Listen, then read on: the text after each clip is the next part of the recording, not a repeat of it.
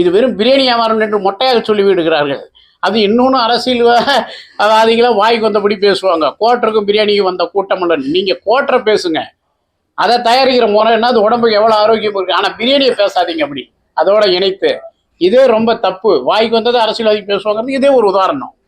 இத்தனை விவசாயிகள் அதில் ஈடுபட்டிருக்காங்க, அதை போய் கோட்டரோட இணைச்சு பேசுகிறாங்க. இது பிரியாணிக்கு வந்த, நீ கோட்டருக்கு வந்த கூட்டம் இல்லைன்னு பேசிட்டு போங்க, எங்களுக்கு பிரச்சனையே இல்லை. பிரியாணியை சொல்லாதீங்க. அது ஒரு நெருப்பில் ஒரு சதை வெந்து அவன் தோலாளி எந்தெந்த உடம்பெல்லாம் ரணம் இருக்குது. எனக்கு பல பேருடைய வேர்வை, பல விவசாயிகளுடைய வேர்வை துளியது.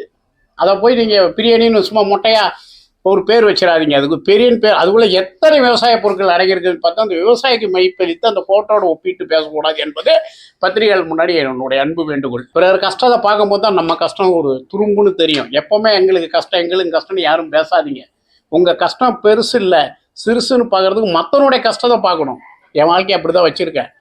ஒரு மீன் பிடிக்க கடலுக்குள்ளே போனான்னா என்னைக்கு திரும்பி வருவான்னு தெரியாது. மரவட்டை போனான்னா எப்போ வந்து சேருவான்னு தெரியாது. ஒரு செப்டி டேங்குள்ளே இறங்கின ஒரு தோராளி உயிரோட மேலே வந்தால் தான் ஆச்சு. அந்த கஷ்டத்துக்கு முன்னாடியில் நம்ம கஷ்டம் ஒன்றுமே இல்லைன்னு எங்கள் அன்பு என் தம்பிங்க சில மாதிரி கை கோத்துக்கு உரிமையாளர்கள் எல்லாம் அந்த தத்துவத்தை கடைப்பிடித்து தைரியமாக தொழில் பண்ணுங்க. நம்ம கஷ்டம் ஒன்றுமே கிடையாது. செய்திகளை உடனுக்குடனும் துல்லியமாகவும் தெரிந்து கொள்ள சப்ஸ்கிரைப் பண்ணுங்க.